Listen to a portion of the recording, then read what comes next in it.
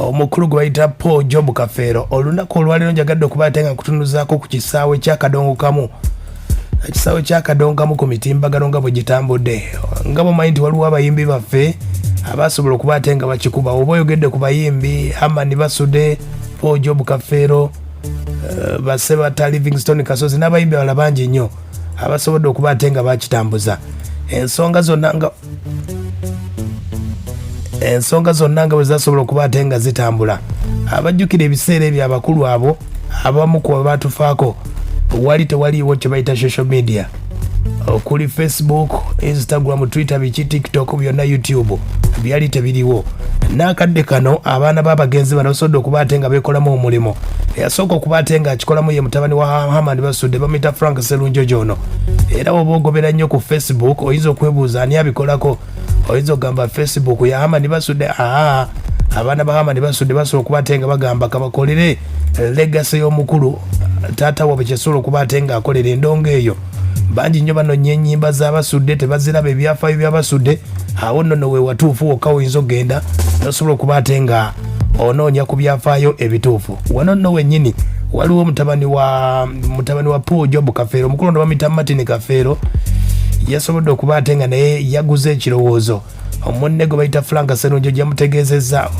olw'ensonga nti omukulu ono Martin Kafeero mutabani wa Paulo Kafeero era nga ye musika yayita ku mulugu gwa Facebook n'ategeeza nti yennyamidde nnyo olwa gavumenti obutavaayo kuyamba obutasiima Paulo Kafeero wadde omukolamu ekiwumbe oba kiki mu mbeera eyo nga bw'omanyi nti amawulire gabadde gajja nnyo agamba ne Basudde gabadde gatambula nga gali positive nnyo bagenda mulambulako bagenze kola batya bajjukidde Hamani Basude n'ebya Paulo Kafeero oba ogoberedde wadde owulira nti ate abaana bali mu kooti ate ono si taata waffe eddiini akoze ati abatunze ettaka nebibanga libadde negative nnyo amawulire gabadde negative nnyo ku Paulo Kafeero kati abaana bano basobodde okubatenga basazeewo beekutte Martin Kafeero kwe kubatenga guddewo omukutu ku Facebook baguyita Golden Boy of Africa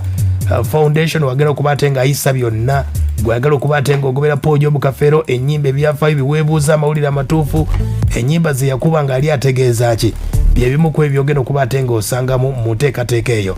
wabula mu mboozi eno nasoose kubuuza ku mukulu mutabani wa Hamani Basude bamuyita Frank Serunjojo okumbula lwaki yatandikawo omukulu gwa Facebook abayimbi bangi nnyo abatugenzeeko nga tebalina mikutu gino ne ku YouTube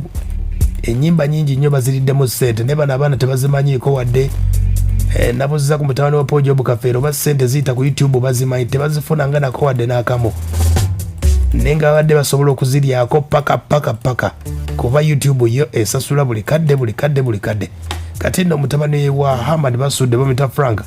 ambuulira ekirowoozo kye wekyava lwaki naggulawo omukutu gwa Hamani Basude Facebook page nagiggulawo lwa nsonga nti obubaka bungi nnyo Basudde yayimbanga oluyimba lumu naye nga osobola okulukutulamu oluyinza ovaamu ennyimba nga 50 n'omusobyo ate ng'ebigambo bimu byeyayogerangako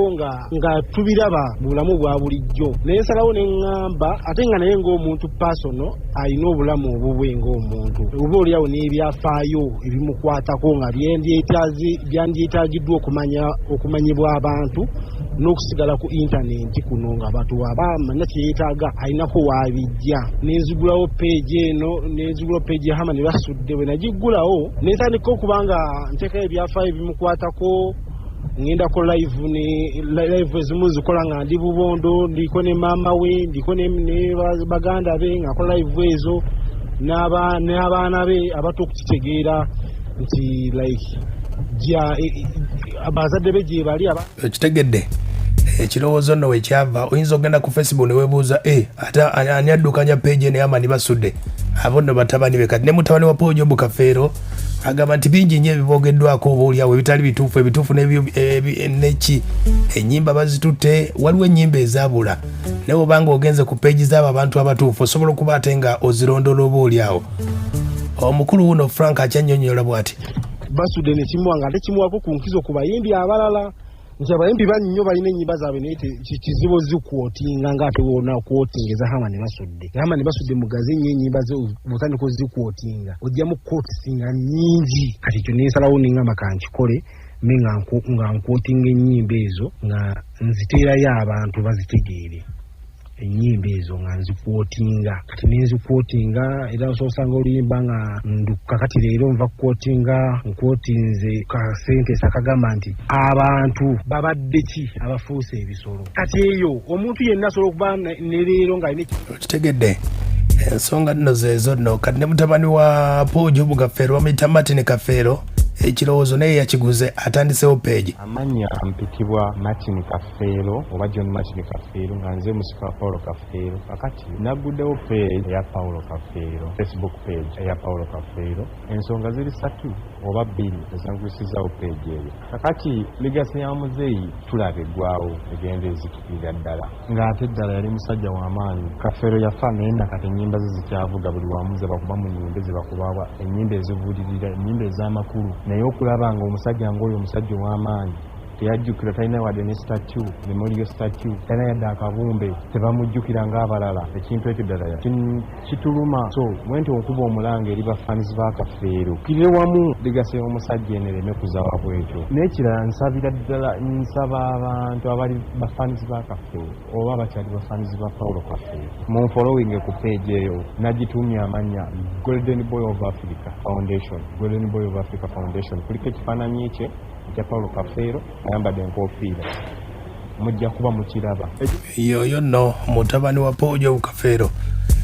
olw'ensonga nti emitimbagano gyo gyazze tegikyaddayo ate nga n'amawulire kasinga okuba ate nga gatambulira. Omwana ono agamba nti alina obulumi olw'ensonga nti Paulo Kafeero yazaala abaana bangi nnyo abamu tebamanyi gye bali naye oba oliawo bwe banateekawo omukutu guno oba oliawo amawulire amatuufu gali batuukako. Owulira yakulaba tutya abaana ba Kafeero bano tubayambye tutya abaana babonaabona kubanga baganda bange bangi bali babonaabona abamu bali ku mayanja bagendeyo ku bizinga nyina ddala nga omwana wa Paulo Kafeero yansanye okugendeyo ku kizinga ng'ate muwala abonereeyo baana babonaabona bangi yaleka abaana abato babonaabona mbadde sagala tuddeyo kuzirya ensonga ziri eri ezo ensonga era ddala sokedde mbasaba mu nsonyiwe ezo ensonga okutuukawo ebyo byaliwo mu mawulire ebyesaagala kwogerako ensonga tuziveeko tuzeesonyiwe tukole ekigenda mu maaso ligatene esigale eyakafeero kuba kuteesa tuneyo deejo tutegeke oba ekivulu ng'ekyo tumujjukire ekivulu kisoboka tuba tukwataganye wamu tukolera Paulo Kafeero tubaako kye tukola kufa okulaba nga tumujjukira oba ne tubaako ne kye tuteekawo. Kitegedde era omukulu ono Martin Kafeero yeetondedde bonna amawulire ge mbadde muwulira entalotale zibaddemu agamba oba oliawo tebigenda kuddamu wulira ne kugundi ku YouTube channel yaka ngenda giggulawo naye era nja kuba mbawa obubaka obwo nja kuba mbaweera ku Facebook page. Katonda waba ayambye following neewera nze nkimanyi wajja baawo ekikolebwa Paulo Kafeero aleme kuzikirira ng'ataali musajja w'amaanyi yakola ebirungi bingi naye siraba nsonga lwaki tumwerabira amangu wetu nga yakamala just emyaka mitono nnyo mu ttaka gyokka gye yakamala mu ttaka okubanga ligasi yonna egenda eggwawo. Mutusonyiwe ng'abaana ebyatusobako baasobya abantu bangi mu bintu ebyenfuna naye si ffe ffenna twali baana ffenna nti ffenna twasobya just tebannaffe abamu. N'olw'ensonga eyo neetonda lwa bannange abakola ekintu ekyo naye Kafeero tumujjukire tomanya naye aliwo omusanyufu eyo gyali kimanyi alisanyuka. Ekitegedde ensonga nno yeeyo. Frank Serunjoji mutano w'Abasudde agamba nti omitimbagano gubayambye nnyo okuba ate nga batambuza byonna okuli ennyimba n'ebyafaayo. Kati eyo page ebeerawo ku information tugeze waliwo oba kintu kyonna abaana beeyo n'obalabako okwo muzadde we n'okuteekayo ennyimba ze ezimu nnyimba ze ngenda nenziddamu nga ntegezako okuwa ekifaananyi kyera ategeeza nenziteeka ku page okwo ezimu performance ze yakolanga abamu abaddamu ennyimba ze abaana ba TikTok abaddamu ennyimba ze nga bazima mu reality ne bazikola ne mbuteekayo obuntu abantu babeera babyagala so kye kimu ku kyatuteekesawo omukutu ogwo nti tuguseko information nga omukisa weeguli abasigala abeera n'ennyimba z'abasudde babeere nazo n'ababeera ne information ekwata ku basudde ku internet ne babeere nayo ensonga yaki twakola ekintu ekyo era ne mpitadde muto wange owa Kafeero Martin ne munnyonnyolamu kuba ye musika Kafeero ne munnyonnyolamu ng'ejjaza okukolamu ekintu ekyo era naye teyabeera mubi nampuliriza nga munnyonnyodde kyalina okukola okusigaza ligase eya muzeeyi waabwe kubanga namulaba yajja nakomplainingira nti muzeeyi